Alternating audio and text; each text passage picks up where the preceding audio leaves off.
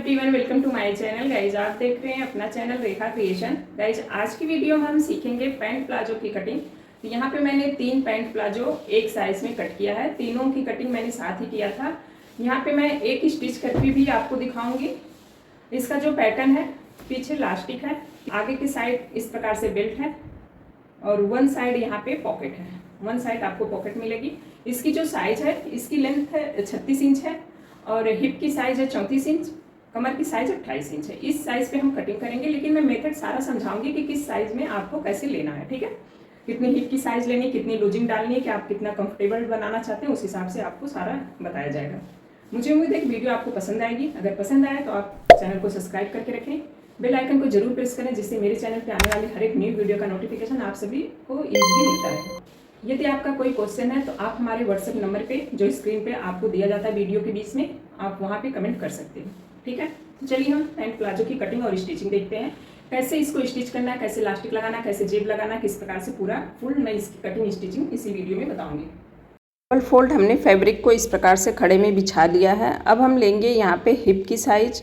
ये हम बेल्ट वाली कटिंग कर रहे हैं तो 1.5 इंच ऊपर हमारा बेल्ट लगेगा। इसके लिए हम इलास्टिक का कोई फोल्ड नहीं लिए हैं। हिप का 4th भाग, जो भी आपकी हिप की साइज़ है उसमें 2 इंच से 2.5 इंच आप लूजिंग डालिए।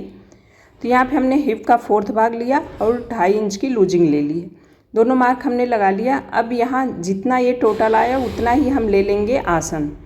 ठीक है, तो हमने यहाँ पे आसन का भी मार्क लगा लेना। हिप का 4th भाग प्लस 2 इंच करके आपको आसन ले लेना है।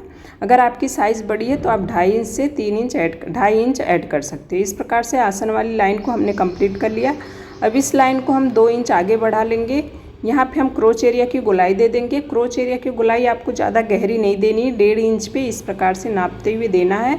साइज़ आपकी छोटी है तो आप 2 इंच पे क्रोच एरिया की गोलाई दे दी। अगर बड़ी है तो 2.5 से 3, जैसे जैसे बड़ी होगी वैसे वैसे ये थोड़ा सा आगे की लाइन बढ़ती जाएगी। इस प्रकार से हमने क्रोच एरिया की गोलाई दे दी है। अब इस दूरी को हम नाप लेंगे, इसका हम सेंटर निकालेंगे। तो हमने इस प्रकार से नाप लिया। ये जितना हमारा आएगा हाफ, इस प्रकार से इंची टेप फोल्ड करके यहाँ पे हमने मार्क लगा दिया है। जो भी आपकी साइज जितना आएगा आपका, वहाँ पे आपको हाफ निकालना। तो इंची टेप को हमने फोल्ड किया, इस प्रकार से हाफ सेंटर इसका निकल गया। अब ये चीज़ हम बॉटम में भी रखेंगे। लेंथ आपको ले लेनी है। अगर आप बेल्ट वाली कटिंग कर रहे हैं तो इंची टेप को 1.5 इंच ऊपर निकालते हुए लंबाई और नीचे का प्लस में फोल्ड का निशान लगाना होगा। इस प्रकार से हम लंबाई में मिला लेंगे। यहाँ पे मैं लंबाई निकालना थोड़ा सा स्किप कर दी हूँ, तो आपको यहाँ पे देख लेना है। अब इसी सेंटर वाली लाइन से हम हाफ इंच इधर लेंगे, हाफ इंच उधर बॉटम को लेंगे। जैसे हमने बॉटम 7 इंच का रखा है तो 3.5 सेंटर से इधर और 3.5 सेंटर की लाइन से उस साइड से लेंगे। अब हम लेग शेपर से इस प्रकार से मिला देंगे। अगर आप ज़्यादा फिटिंग चाहते हैं तो लेग शेपर का जो कर्व शेप है नीचे रखिए इस प्रकार से, नहीं तो आप ऊपर थोड़ा सा खिसका के इस प्रकार से ले लीजिए। अब सीधे हम इसी साइड में यहाँ पे भी मार्क लगाएंगे और यहाँ से ही लेग शेपर को हम घुमा लेंगे और इस प्रकार से देखिए सेट करेंगे। सेट करके हम नीचे की साइड भी ले लेंगे, मतलब दूसरी साइड के। तो ये हमारा कंप्लीट फ्रंट पार्ट जो होगा कंप्लीट हो जाएगा। बैक पार्ट में आपको कहाँ कहाँ पर चेंज करना है वो भी हम बताएंगे। ऊपर से हम कर्व शेप यहाँ पे दे देंगे थोड़ा सा इसी लेग शेपर से। आप चाहें तो इसको हाथ से भी कर्व शेप दे सकते हैं। यहाँ पे हमने इस प्रकार से कर्व शेप दे लिया है। गोलाई थोड़ा से यहाँ पे रखेंगे। अब हम इसकी कटिंग कर लेंगे। मुझे उम्मीद है कि आपको वीडियो क्लियर समझ में आ रही है। अगर नहीं समझ में आ रही है तो आप कमेंट बॉक्स में ज़रूर बताइए। हमारे चैनल पे ढेर सारे सभी साइज़ के लिए, ये मैं 34 इंच हिप साइज़ के अकॉर्डिंग कट कर रही हूँ। 36, 38 सारे साइज़ के पैंट प्लाजो की कटिंग है। आप कमेंट करेंगे तो हम सीधे उस वीडियो का लिंक ही आपके कमेंट में सेंड कर देंगे। यहाँ पे साइड से जो फैब्रिक निकलता है क्रोच एरिया के, वहाँ से हम पॉकेट की कटिंग कर लेंगे। पॉकेट की कटिंग के लिए हमने चौड़ाई 7 इंच रखी है, लंबाई 12 इंच की रखी है। इस प्रकार से थोड़ा सा हाफ इंच का राउंड शेप लेते हुए पॉकेट कट कर लेंगे। ठीक है, अब हम बैक पार्ट में कहाँ कहाँ पे चेंज करेंगे। तो बैक पार्ट के कटिंग के लिए हम फ्रंट पार्ट को हटा देंगे और उस जो फैब्रिक हमारा फोल्ड वाला है उसको हम आगे खिसकाएंगे। इस प्रकार से इसको हमने हटा लिया। अब फैब्रिक को आगे खींच लेंगे, इसी फोल्ड को हम आगे बढ़ा लेंगे। बढ़ाते हुए इस पर हम अच्छी तरह से सेट करेंगे फ्रंट वाले पार्ट को। इस प्रकार से आप सेट कर लीजिए।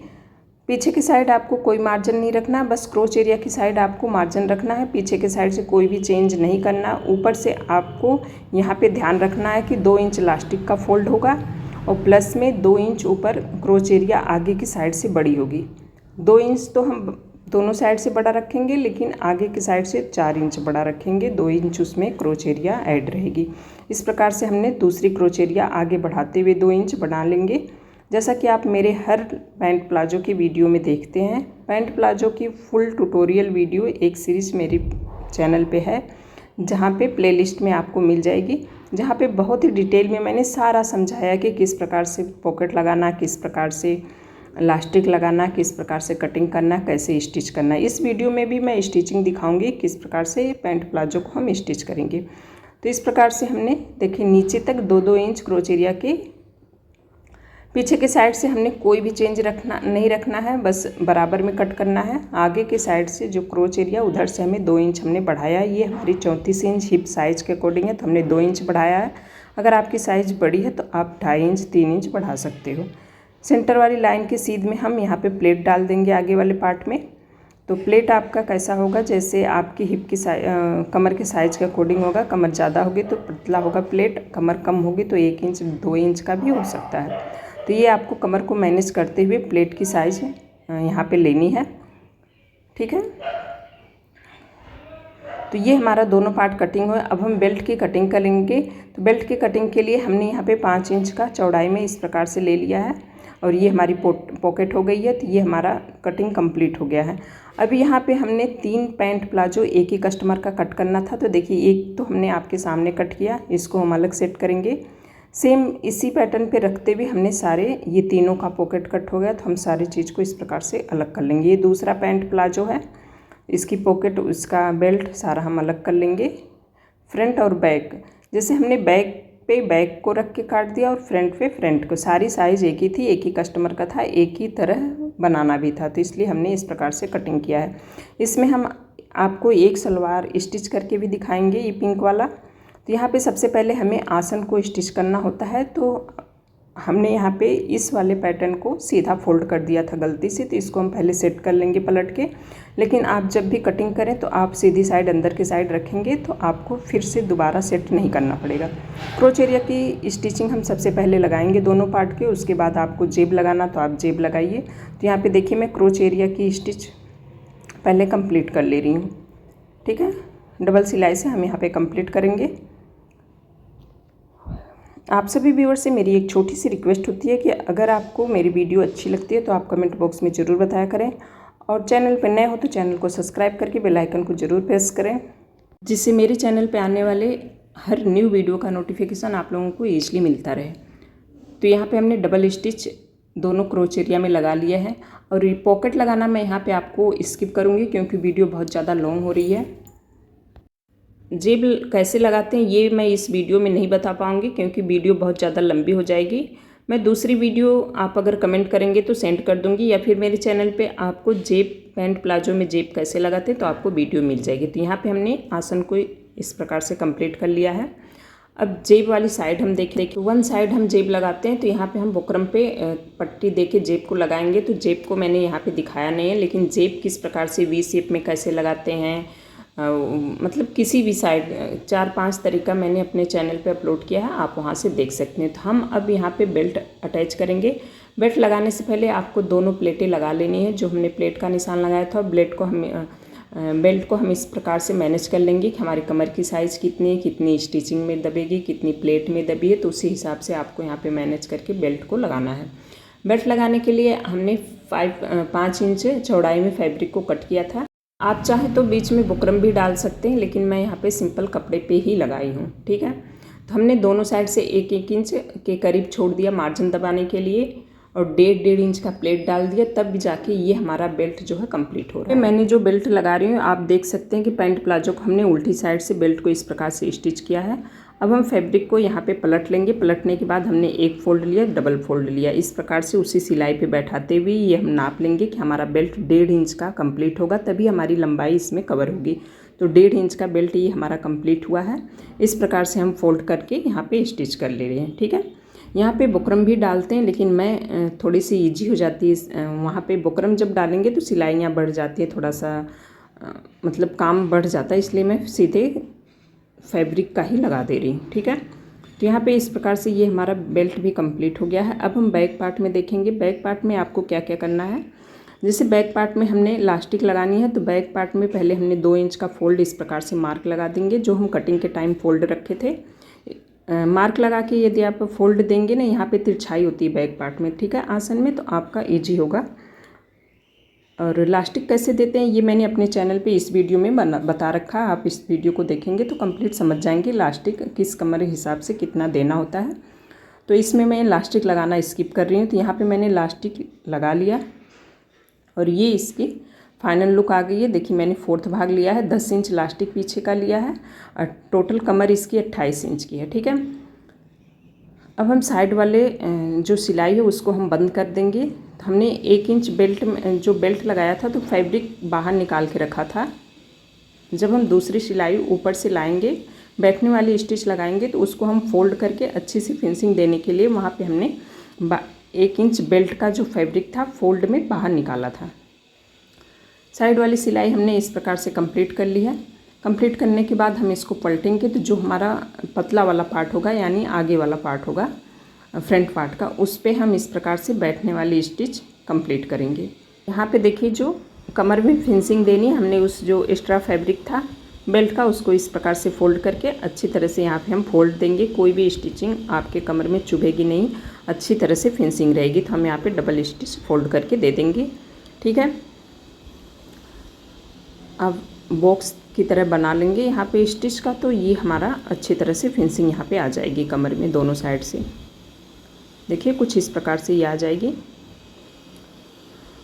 अब हम दूसरी साइड का भी सेम प्रोसेस से इसको हम नापते हुए सेम प्रोसेस से कंप्लीट करेंगे। वैसे ही हम साइड में बैठने वाली स्टिच देंगे, वैसे मतलब जैसे हमने कमर में फिनिशिंग दी थी, सारी प्रोसेस वही रहेगा हमारा। ठीक है, वीडियो आप देखते जाइए। यहाँ पे मैंने पॉकेट लगाया है, तो पॉकेट लगाना मैंने स्किप किया है। बाकी आगे की स्टिचिंग सेम रहेगी जैसे हमने दूसरे पार्ट में दिया था, दूसरे वाले लेग में। अब हम सेंटर को सेंटर से इस प्रकार से मिलाएंगे। हमेशा हम सेंटर की सिलाई आसन से ही शुरू करेंगे। आसन को मिलाते हुए इस प्रकार के हम एक साइड से दूसरी सिलाई देंगे, दूसरी साइड से हम मतलब आसन से ही सिलाई को उठाएंगे। ठीक है, तो इस प्रकार से हमने आसन की भी सिलाई कंप्लीट कर ली है। अब हम नीचे का फोल्ड लेंगे। नीचे का फोल्ड लेने के लिए सबसे पहले आप पैंट प्लाजो को इस प्रकार से फोल्ड करके नाप लीजिए। तो देखिए यहाँ पे 36 इंच हमें रेडी रखना था, हमने 36 पे मार्क लगा लिया है। 1/2 इंच हम क्रोच एरिया की साइड जो सेंटर वाली सिलाई उधर हमने थोड़ा सा लाइन को तिरछा रखा है। ठीक है, वहाँ से खिंचाव वगैरह ना आए इसलिए थोड़ा सा तिरछा रखा है। बाकी हमने 36 इंच पे इस प्रकार से मार्क लगा के दोनों पार्ट में हमने मार्क लगा लिया है और इसको हम फोल्ड करेंगे। फोल्ड करने का तरीका क्या है, देखिए यहाँ पे हमने इस मार्क पे इस प्रकार से फोल्ड कर लिया। यहाँ पे आप ऑलपिन लगा सकते हो। हमने 2.5 इंच कटिंग में रखा था, तो हमने 2.5 इंच का यहाँ पे लिया है। एक बार नाप लेंगे, अगर थोड़ा सा ऊपर नीचे जाता है तो आप कर सकते हो सेट। यहाँ पे हमने ऑलपिन इस प्रकार से टक कर लिया दोनों साइड से। अब हम इस पर सिंपल तरीके से स्टिच चला देंगे। ठीक है, इसी प्रकार से हमें दोनों लेग कंप्लीट करना है। मुझे उम्मीद है कि आपको स्टिच करना आ गया होगा। थोड़ी सी वीडियो मैंने फास्ट रखा था क्योंकि वीडियो बहुत लॉन्ग हो जाती है तो आप लोग देखना पसंद नहीं करते हो। ठीक है, यदि आपको किसी अदर टॉपिक पे भी वीडियो चाहे तो आप कमेंट करके बोल सकते हो, हम उस टॉपिक को भी आगे कवर करेंगे। बस आप लोग सपोर्ट करते रहिए तो हम आगे वीडियो लाते रहेंगे। ठीक है, आप लोग अच्छे अच्छे कमेंट करते हो तो हमें और मतलब अच्छा लगता है, हमें हमारा हौसला बढ़ता है, हम वीडियो को और अच्छी तरीके से बनाने की कोशिश करते हैं। तो प्लीज़ आप लोग वीडियो देखने के बाद रिस्पॉन्स ज़रूर दिया करें कि आपको वीडियो कैसी लगी। तो यहाँ पे हमने इसको फोल्ड कर लिया। अब हम दूसरे लेग को भी हम इसी प्रकार से सेम फोल्ड करेंगे। मैं इसमें बस एक पैर का ही फोल्ड करके दिखा रही हूँ। थोड़ा सा यहाँ पे मुश्किल होता फोल्ड करना, लेकिन आप इसी तरीके से कीजिए तो नीचे की सिलाई जो है दब जाती। कुछ लोग पहले ही फोल्ड कर देते हैं आसान सिलाई के लिए, लेकिन ऐसे ही प्रोफेशनल तरीका जो है इसी प्रकार से फोल्ड होता है सेंटर की सिलाई लगाने के बाद। तो ये इसका फाइनल लुक कुछ इस प्रकार से हमारे पैंट प्लाजो को आ गया है। मुझे उम्मीद है कि आपको ज़रूर पसंद आएगा। देखिए यहाँ पे हमने इसका पूरी स्टिचिंग कंप्लीट कर ली है, जेब वगैरह सब कुछ लगा के यहाँ पे हमारा कंप्लीट है। वीडियो आपको कैसी लगी आप कमेंट बॉक्स में ज़रूर बताना। वीडियो पसंद आई हो तो लाइक करना, चैनल पर नए हो तो चैनल को सब्सक्राइब करके बेल आइकन को ज़रूर प्रेस करना। अब हम फिर मिलेंगे एक न्यू वीडियो न्यू टॉपिक के साथ। तब तक के लिए thank you for watching my video. Take care, bye bye.